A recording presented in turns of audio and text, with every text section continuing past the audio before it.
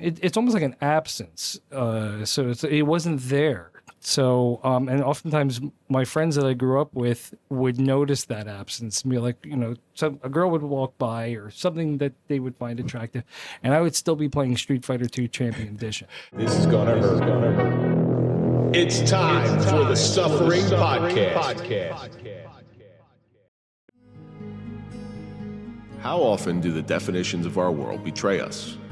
If someone doesn't think the way we think or act the way we act, does that make them wrong? If someone does not fit in our perfect little box, it is difficult to accept them into our tribe. Who's to say that our tribe is correct? It may be possible for the propaganda to be a false prophet, guiding us down a path that may not be in our best interest, but in their best interest. Be cautious of what you're told and make up your own mind. Your inner moral compass will define what your tribe should be. Nobody wants to admit when you're wrong, but doing so early could prohibit lifelong regret. I'm Kevin Donaldson here with Mike Failace, and welcome to the Suffering Podcast. If you're a fan of overcoming adversity and overcoming suffering, then we're for you, because that's what we do and that's the stories that we highlight. So do me a favor, hit that like button, subscribe to the channel, and please comment. Don't forget to ring the bell so you can get notified of all of our new content, and follow us on social media. That way you can find out exactly what we're up to. On this episode, we welcome Matt Stanislao. See, I got it. Yeah, Stanislao. It ends in a vowel, too, and you got it right this time. To talk about the suffering of a gay police officer. We kind of let the cat out of the bag with that one there, so you pretty much know what it's about. Have a good night, everybody. See you later. No, Matt has fought and fought and fought just to be a civil servant, to do a job he loves, and he had to jump through some hoops that most people don't understand. Matt, thanks so much for coming in. Pleasure to be here. Before we go any further, let's give a big shout out to our marquee sponsor. That's Toyota of Hackensack. We don't trust anybody, but we do trust them. So go to toyotahackensack.com and let them find you a car. So, my father didn't crash his Toyota now. Yeah, the one that he got there. We'll get his father back in there. Don't worry about it. So, Matt, each week we take a question from our audience. This week, I love the name of this. Is kind of why I pulled this one. It comes from Icky Azalea, which I thought was hilarious. And it says, what opinion of yours changed after speaking with people? You're our guest, Matt. Why don't you lead this one off? I'd have to say it's probably vets. Vets? Yeah. Veterans? Veterans. Because when I was doing some of my clinical work, you start realizing how much trauma really impacts their world forever, and just what PTS is really about. You see that? So, PTS. Yes, he dropped a D. Nice. Nice. Sure do you know why that's done now? No, we did it because I don't like the word disorder. It's not a disorder. Do you know why, though? It is no longer considered a disorder. Because it's curable? No. Please share. It's actually deeper than that. It's actually the body or the brain's natural response to trauma. Therefore, since it's a natural response to trauma, it wouldn't be considered a disorder. I love that. I'm going to steal it. I'm sorry. All right. Thank you very much. Thank you very much. I'm Can you write that down? That's beautiful. Well, it's actually a part of when there's a diagnostic material that we go through when you're training people, or when we, I'm not in practice right now, but when a psychotherapist or a social worker is, doing an assessment on somebody, we'll pick up on certain things. But over time, certain disorders or certain behavior patterns have been categorized, and some of them have gotten far complicated. The words just continue to extend and go longer and longer. But this one actually went backward and shortened because the brain scans, the brain markers that they're looking at, they're saying, wait a minute, this is actually a natural response. If people don't have this response to certain traumas, they have the disorder. They have the disorder. They actually have something else. Like if their temperament is just cold as ice and they're dealing with trauma constantly and it just does not impact them, there's a good chance that they probably have some forms of severe psychopathy. Really? When Mike and I talk about it, I don't like that word disorder. It makes me feel dirty, like there's something wrong. There's something wrong with you. But what you're saying, it makes it even more clear that there's nothing wrong with me for reacting this way to trauma. I love that. Mike, what do you think? It's really every day someone could change your mind about anything. you're so set. Listen, as a stubborn Italian, you're kind of set in your ways, and you don't necessarily hear other people's opinions, or agree with their opinions until they actually talk to you. I mean, I don't have anything really like any one incident, but as long as you just talk to someone and get their side of it, like we don't talk about politics on here, but there's good and bad on both sides in politics. Some people lean right, some people lean left, and the right doesn't agree with the left, and the left doesn't agree with the right. Well, you don't have to. It doesn't take long. No, you don't have to dig too deep into someone's background before you start realizing how they became who they became. Yeah. And that's another thing that I kind of noticed. Like when people, maybe they hear my story and they want to tell me something about themselves, it shocks me how fast they go right into it. Yeah. And you just assume that, people in front of you are like, hey, how's it going? You leave and that's the end of it. But once in a while when they want to talk to you or they're trying to tell you something, or maybe they don't know how exactly to approach it.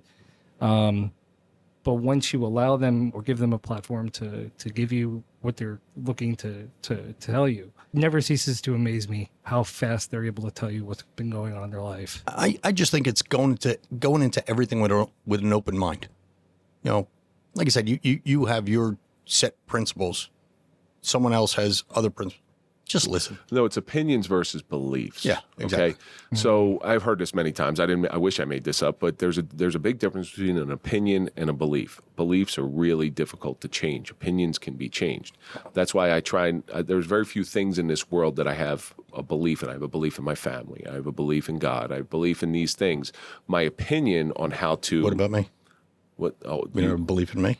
I have lots of opinions about you. Yeah, no beliefs though. No beliefs. But I love sitting there and having a discussion with somebody because I can do it civilly. Because I want to hear their side of the story. It's kind of a challenge where if I'm trying to make a point, I'm going to try to change their mind civilly. And I want them to do the same with me. And that's how exchange of ideas happen.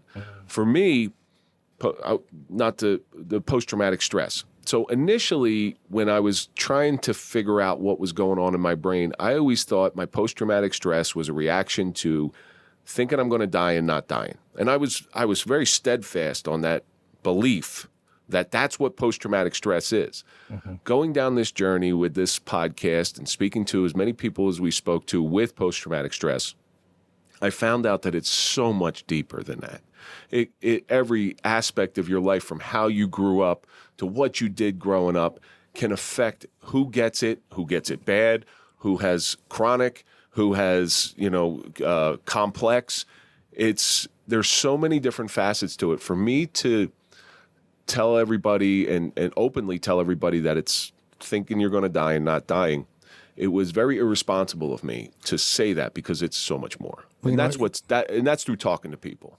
You actually said that to me on episode 9, if I'm not mistaken. Yep, I did. That's the first time I heard it. I did, and I strongly believed that. Now I have an opinion, so I changed my outset. But that came from talking to so many different people with this no longer disorder thing. See, it's not a disorder, people. I was right. Well, I mean, like the other thing we learned through Gene, right? People don't commit suicide. Yeah. So our vocabulary has changed over the course of this show. You don't commit suicide, you're lost to suicide, or you take your life. You don't commit. Commit is, if you say commit suicide to somebody who has a family member who took their life, it's a bad word. Very offended. Yeah. It's not midget, it's little person. We learned that too on this show. Our friend, we got a little person's friend. That's a very, very offensive word to them. Sometimes it's actually even personal to the person who they don't have a preference one way or another, and they'll tell you it's okay. You can tell me one or the other, but I always leave it open whenever talking to somebody who you don't know. Just tell me how you'd like me to refer to you. Yeah. Well, So I did that. So Ashley. We obviously made a connection through Mark. I still don't know what to refer to Ashley as. It's her. It's her. Ashley, I'll tell you what I refer to Ashley as. I Friend. refer to friend. She's my friend. She's a friend. She's my friend. Just Ashley. And you know what? I support whatever she wants to support. She knows that I don't believe certain things that she believes in, but that's good. We have that open dialogue. I don't want to speak to myself all the time. It's not for you to believe in what she believes in. So I could tell you what we disagree with, and that's transgender going into female sports. That's what I disagree on, because it's biology at that point. It's not what you believe you are. But that's my opinion. That's my opinion. And it's hard for me to change because I have a lot of statistical information on that one. But anyway, Icky Azalea. That had to be the longest. That was a long one. The That was a longest good, social fun media one, though. question. Icky Azalea, thank you so much for sending that one in. Keep sending in your questions. We will try to get them on the air. So I've been hearing about you for the better part of a year through Mark. He's like, oh, you got to talk to this guy. He's got an amazing story, and we were able to connect, and we were able to bring you in. And I want to thank you so much for sitting down with us. Oh, it's great. I'm glad. And now that I'm listening to your podcast, I'm kind of hooked too. Yeah. Well, that's what we do. We're like a bad commercial. We just get in your, it's like by Menon, or Before you know, you'll be singing 1877 Cars for Kids. Cars for you Kids. can never forget that song Oh now. my God, I know that. I know the phone number off the back of my head. So, Matt, I want you to tell our audience a little bit about yourself. Obviously, we kind of threw it away in the title of this story, but I want you to tell everybody who you are. Matt Stanislao, born, raised Jersey. Where'd you grow up? South Plainfield, central part of the state. Or for some people, they still There's consider that. there's North All right, Jersey and fine. South It's just Jersey. still the There's- northern part of the state, the southern northern part of the There's state. no West Jersey. There's Central Jersey. I'm sorry. They consider Trenton. Man, I didn't know West- that would have been controversial. You told me to. They consider Trenton West Jersey. Is this politics? Should we not be I talking don't know. about this? It might be. I take the turnpike south to get to Trenton. It's Listen, South Jersey. All right, Most enough. people from North, I'm a South Jersey transplant. Most people from North Jersey think you go over to Raritan Bridge and you are in South Jersey. You're in South Jersey. Absolutely. That's like a Mason-Dixon line. Yeah, that's the Mason-Dixon Before line. out That's New where Jersey. Taylor Ham becomes corporal. Yeah, Exactly. I was just going to say that. I think you're right. Yeah. Dad was a cop for like almost 20 years. Oh, your legacy. Yeah, and he did not want me to go down this path. You know, it's funny you say that because I don't want my either of my boys to be involved. Especially in this day and age. Yeah. It was for different reasons, though. And we'll get into that a little bit later. But went to college, 4-year degree, got on the job after going to the academy, alternate route. What year did you get on? 2002 in Boonton Township. See, now that alternate route is, I have the utmost respect for these people. You're going into the academy. You're paying your own way through the academy. You're not getting a paycheck. But you're going to college. Okay, so what's better, going alternate route or going to college and having to pay? You're paying either way. Either way, I was in my I was finishing up my third year when I got in. And I told my mother, like, Ma, I got into the academy. I think I'm going to jump in and do this. And she was upset because she was like, you're not going to finish college. We told you not to do this in the first place. And I said, Ma, I'm going to go back to school. I promise you, I only got like 18 credits left. Trust me, I'm going to do this. But this isn't like you are going to follow a dream somewhat. I don't know if this was your Sure. dream or not, but it's not like you're taking a risk. You're into, as long as you're not a screw up, you're going to be making a decent living, probably a better living than what you would have gotten had you gone to college 4 years. Well, ironically, the places that were hiring required a 4-year degree. So when I graduated, I think all of them do now, don't they? a large majority of them do. But I mean, if it's civil service, 18 GED, less than 3 DWIs, Less than 3. citizen, convictions, by the way. Unbelievable. So unless it's like a chief's test down where they have specific standards, and sometimes they say unless you're about to get the degree. I was 18 credits shy, and then once I got out of the academy, the places that I wanted to work in were all giving me kind of like not a door slam, but basically like you're up against people who have a degree, so you're not going to get in. And I was doing pretty good in undergrad, and I was like, I'm going to finish this, and I did. I was my valedictorian when I graduated, and I ended up.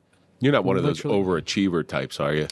Unfortunately, That's disgusting. but for the wrong reasons.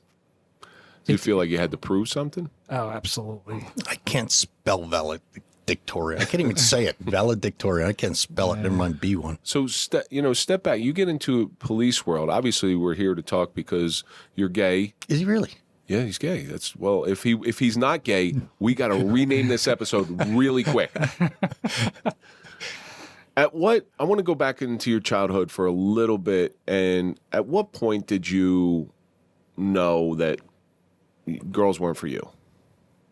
Well, I don't know. Were girls for you at one time, and you figured it just wasn't? No. Never a girlfriend, never a little kiss behind the school? Only as a dare in second grade at the lunchroom. Usually it was a reverse on me. The other girls dared that girl to kiss me. Yeah. There you go. It's weird how you brought that up, and I was able to recall that one. But other than that, and it was only on the cheek, and that's as close as I ever got. And you never made eye contact. Right. I don't even want to count that one. He held his nose. So, but yeah. And she meant nothing to me, I swear. It's not, it's almost like an absence. So it wasn't there.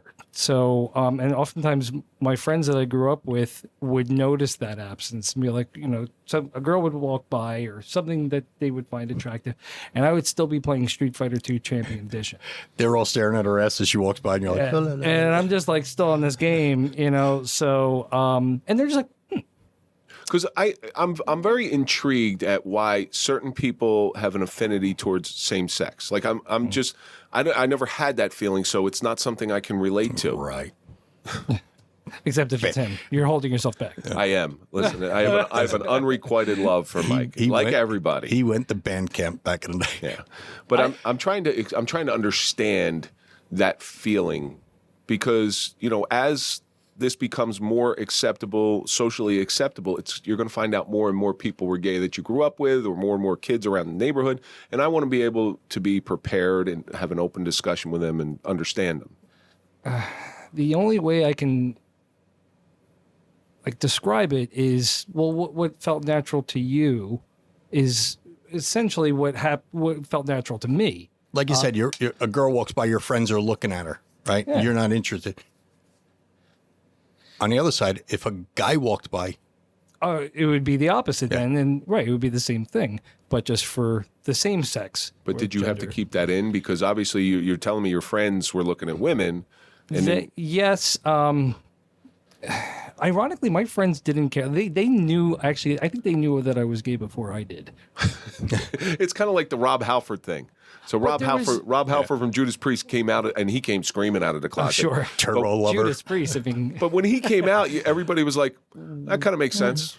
We kind of knew. It's like George Michael. Duh. However, it was somewhat acceptable still because he had a product that people wanted. Mm-hmm. Oh, yeah. So it almost didn't matter. And I think, actually, just jumping ahead, when it comes into police work, sometimes it actually doesn't really matter if you're gay as long as you're masculine. That's a great point. Or that you have a temperament that is structured in a way that seems to fit the profession or, their culture. So, I think in law enforcement, like you said, if you're masculine, but there's females that do the job that are very slight. I think it's, but not ultra feminine. If you could do the job, that's all I care about. You have to be assertive. Yeah. If they pick up on any type of meek and mild nature, they're going to see that as a weakness, not as a strength in your ability to be compassionate towards others. And I mean, clearly, this profession leans towards having a cooler temperament, as far as what is necessary to get things done in crises. You can't be like a bleeding heart where the minute you see something that is, graphic in some nature and you just fall apart. Well, your voice is very de-escalating, I got to tell you. It's your tone and your camber is very, very de-escalating. I almost fell asleep a couple minutes ago. Before we get into that, at what age did you finally come to accept? Well, I was kind of forced to accept it. Forced to accept it? Yeah, that one needs some explanation. Because a guy got dared to kiss him. Like, kiss him. No, nothing like that. But I mean, we're going to childhood. My parents found out that I wasn't where I was supposed to be. I was at a friend's house. I told them I was at a friend's house, and I ended up going somewhere else. And They found out I lied. And then they started calling all my friends. Nobody knows where I am except for one person who I told. And this is chat rooms in the 90s, so... The BBS, the bulletin board systems, yeah. Yeah. And I already met them once before, and they were... I was like, I don't even care at this point if I got kidnapped. I could not live with my family and in that environment, which was very toxic. It's very, very, not dark, but just full of hate. My father, when he would come home from work, man, you had to be careful. Just the things that he would say, you really had to kind of like watch everything. Like, where can I escape to? How can I pretend I'm not here? Like hiding in a closet, literally. So you're doing things that you wouldn't ordinarily do based on the fact that your environment is all of a sudden managing a crisis at any given point. And he would say things, the most racist and homophobic things. And keep in mind, when I was like 7 or 8 or 9 years old, I really had no idea what the words meant. I did not know who the words really were connected to. I would see him watching Eyewitness News. And when he would be getting angry with whatever was happening, he would bite his finger so hard it would bleed. And and he would be cursing at the television, and I would be like in the other room, just like watching this guy kind of vent in his own way. And sometimes he would be screaming. I don't even think he knew he was yelling. I think his own voices were like coming out, like your inside voice was your outside voice. But there's got to be... I was going to say, do you think that was his release from being a cop? There's got to be a reason. Yeah. There's a few factors. Police work was a significant factor contributing to his behavior. But even though I didn't know what exactly it was that he was angry about, I just knew, just be careful around this guy. I can't trust him with anything. I don't even know what it is that he's angry about. All I know is try not to ask too many questions. And he's clearly always going to be in a bad mood. So Dad, how's your day? Wasn't a good question to ask. So Not even close. How was your day? That's sad because I was that way. I was that way for a long time, and there's times when I am that way. But I also want to be that person. I want my kids to tell me, and let's deal with it together. But there are times I'll get fixated. Like it sounds like what your father is. You get fixated on something and just work himself up into a tizzy. Yeah. And that's me. Even to this day, like if I see something and I just get focused on it, I can't get my mind off of it. And that's where I go. And you got to release somehow. Whether it be yelling at the TV or going out for a run or something, and I see it happened to me just yesterday too. I'm not going to get into how it happened, but it just kept building and building. Yeah. I had a thought in my mind and it just kept building and building. Because it festers. Oh yeah. So that was only one factor.